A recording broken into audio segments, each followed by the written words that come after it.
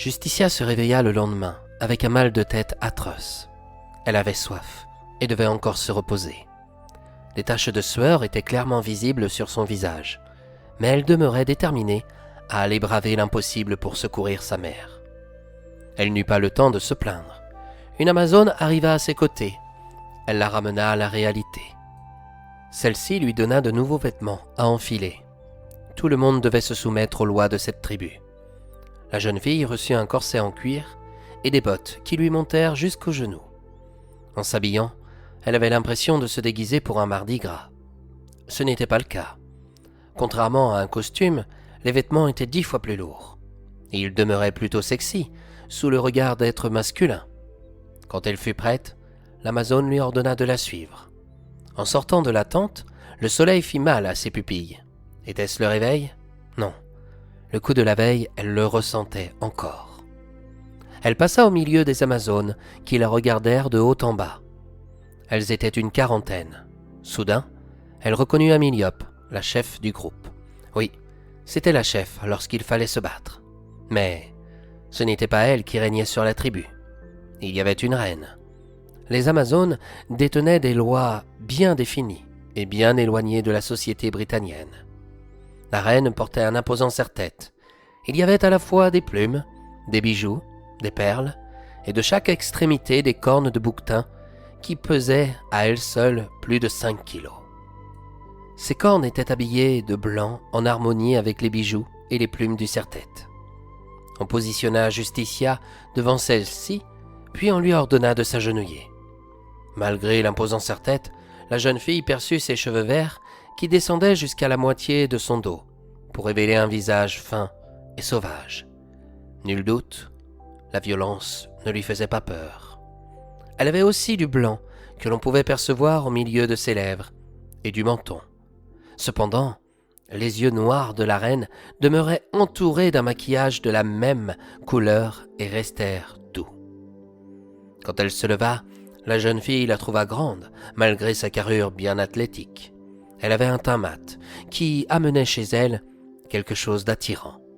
Était-ce sa poitrine voluptueuse, mise en valeur par sa robe inspirée des fleurs? Non. Face à elle, on pouvait se sentir en sécurité comme en danger. On pouvait aussi percevoir de la joie comme de la tristesse.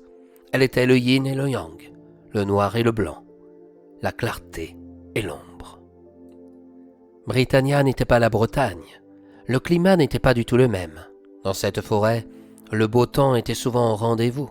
Parfois, la chaleur était même écrasante. Était-ce leurs vêtements qui donnaient cette impression? En tout cas, les Amazones savaient mettre en valeur leurs atouts. Je m'appelle Astéria. Je suis la reine de cette tribu. J'ai été averti de ta venue dans la forêt de Camorra. Malheureusement pour toi, rien ne se passera comme tu le voudras. Si tu veux sortir de notre territoire, tu devras apprendre à te battre, à devenir une guerrière redoutable. Je n'en ai nulle envie, protesta Justicia. Je dois sauver ma mère, c'est tout ce qui compte à mes yeux. Je te le répète. Pour la sauver, tu dois apprendre à te défendre. Si tu ne le veux pas, nous serons dans l'obligation de te tuer. Personne ne doit connaître l'existence de notre tribu. Je n'ai pas de temps pour apprendre, ni pour les secrets. Je sais d'où tu viens. Tu dois comprendre que le temps n'existe pas à Britannia. Avec la magie, tu peux passer toute ta vie ici et revenir dans ton monde à l'instant où tu l'as quitté, en retrouvant aussi l'âge que tu avais. En ce qui te concerne, le temps ne tourne plus sur Terre, tant que tu es parmi nous. Ce qui signifie que tu ne vieillis plus. Cela ne veut pas dire que tu es immortel. Au contraire, n'importe quelle arme ou quel sort peut te tuer à tout moment. Et si tu meurs, alors le temps sur Terre reprendra sa route. Tu vas donc suivre cette formation durant plusieurs mois qui te permettra de devenir une redoutable guerrière. Tu vas apprendre à manier une arme que tu choisiras, mais aussi à user de magie en jetant des sorts. Sauf si tu préfères laisser mourir ta mère, acclama Astéria. Le temps s'arrête peut-être pour moi, mais pas pour ma mère, informa Justicia avec sarcasme. Ranmore n'attendra pas des mois pour obtenir ce qu'il réclame. Et ma mère ne pourra pas vivre éternellement sans manger ni boire. Détrompe-toi. Radmor sait exactement où tu te trouves avec sa magie noire. Celle-ci ne peut pas s'immiscer dans la forêt de Camorra ou dans les autres de Britannia. Tu es le seul moyen de pression qui lui permettrait d'obtenir ce qu'il souhaite. C'est pour ça qu'il ne la tuera pas, ta mère. Au contraire, il s'occupera d'elle. » « Mais que cherche-t-il? Pourquoi l'a-t-il enlevé ?»« Ranmor veut obtenir l'immortalité. Un jour, ta mère est venue dans cette forêt. Elle a tenté de sauver au risque de sa vie l'une des nôtres. Mais c'était trop tard. Elle est devenue une Amazone sans l'avoir réellement voulu. Celle qu'elle avait essayé de sauver lui donna tout ce qu'elle avait avant de mourir, son titre de l'impartialité et le pouvoir de transmettre l'immortalité en lui faisant boire un peu de son sang. Autrefois, nous étions en guerre contre les centaures. Désormais, ce sont nos alliés, et ce, grâce à elle. C'est pourquoi nous avons ce devoir de te former, pour la remercier d'avoir instauré la paix dans nos vallées. Ne pas apprendre à te défendre serait la bafouer et ne pas l'honorer. » Plus le temps passait, plus Justicia découvrait des aspects concernant sa mère qu'elle ignorait. Pourquoi tant de secrets? Pourquoi tant de mystères? La reine Asteria s'approcha d'elle. Elle lui ordonna de se relever. Puis, elle l'invita à rentrer dans une autre pièce de sa tente. Plusieurs types d'armes étaient déposés. Justicia devait en choisir une.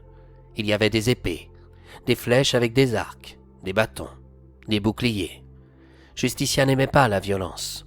Pourtant, les Amazones avaient raison. Elle devait apprendre à se défendre. Elle prit alors le bâton. Une Amazone lui montra comment elle devait s'en servir. Sa dextérité surprit la jeune fille. Asteria lui indiqua que cette arme était redoutable contre les centaures. Elle pouvait permettre aux Amazones de les faire tomber pour les tuer directement en plein cœur. Ce n'était pas son seul point fort. Cette arme possédait une apparence innocente. Pourtant, en l'utilisant bien, elle était la plus dangereuse de toutes. C'était aussi l'arme que sa mère avait choisie. Quelques heures plus tard, Justicia ira en plein soleil pour commencer sa formation. Elle se prit de nombreux coups de bâton en pleine figure. Soudain, elle pensa à Dingo. Où était-il passé? L'avait-on chassé de ce territoire? « Ne t'inquiète pas pour lui, » annonça Méliope. « Mélopée est tombée sur son charme. »« Mélopée? C'est une des nôtres. Hier, elle lui a fait une bonne toilette. » À vrai dire, cette boule de poil en avait bien besoin. « Et où est-il » continua Justicia. « Il dort tranquillement à côté de Mélopée. Elle n'arrête pas de le caresser. Elle adore le faire ronronner. » J'ignorais qu'une Amazone pouvait être si tendre avec un chat. « Tu ignores beaucoup de choses sur notre façon de vivre, » observa Méliope. « Allez, continue à travailler ta dextérité. Dans une demi-heure, nous irons courir. » Effectivement, Dingo ronronnait plus que tout. Mélopée l'avait amené dans sa tente. Elle s'était allongée sur son lit et l'avait déposé à côté d'elle. Rapidement, ils avaient appris ensemble à s'apprécier. Dingo n'avait jamais reçu autant de tendresse en si peu de temps. À ses yeux, le bonheur ne durait jamais longtemps. Quand il l'obtenait, il préférait en profiter au maximum. Mélopée paraissait jeune, mais elle demeurait plus âgée que Justicia. Ses cheveux blonds descendaient jusqu'à sa poitrine, bien exquise. Cette année était particulière pour elle. Elle était en âge de procréer et devait soumettre un homme pour tomber enceinte. Elle n'en avait aimé qu'un seul dans sa vie. Du jour au lendemain, il avait disparu. Son absence l'avait amené ici, dans ce village d'Amazone. Mélopée ne connaissait rien au jeu de l'amour. Sa beauté sera fatale pour l'homme qu'elle choisira. Mais au fond d'elle, elle n'en avait aucune envie. Cependant, elle devait obéir. C'était ainsi. Était-ce une bonne manière de vivre? Pour les Amazones, ça l'était. Et désormais, cela lui convenait aussi. Elle leur était entièrement dévouée. « Mes caresses te plaisent, pas vrai ?»« Oh oui, ça fait du bien, » osa Dingo. « Je vais devoir bientôt te laisser. »« Oh non, ne me lèche pas. »« Je ne te lèche pas, je te caresse. C'est déjà bien. »« Je ne veux pas que tu me chites. »« Je n'ai rien compris à ce que tu m'as dit, boule de poil. » avoua la jeune Amazone en lui souriant. « Il est difficile de te comprendre avec tous les cheveux et chats que tu mets partout. »« Je ne suis pas une boule de poil, mais un cas. » rétorqua-t-il. « D'accord, tu es un gentil cas. »« Tu le fais exprès. »« Quoi donc ?»« Je suis un cas, pas un chat. » Bon, je te caresse encore 5 minutes, et après je file. » Finalement, pour Dingo, l'aventure avait été rude au départ, mais il était en train de se demander s'il n'allait pas définitivement rester auprès de cette Amazone. Elle était si attachante, si tendre. Parfois, être un chat n'était pas si mal.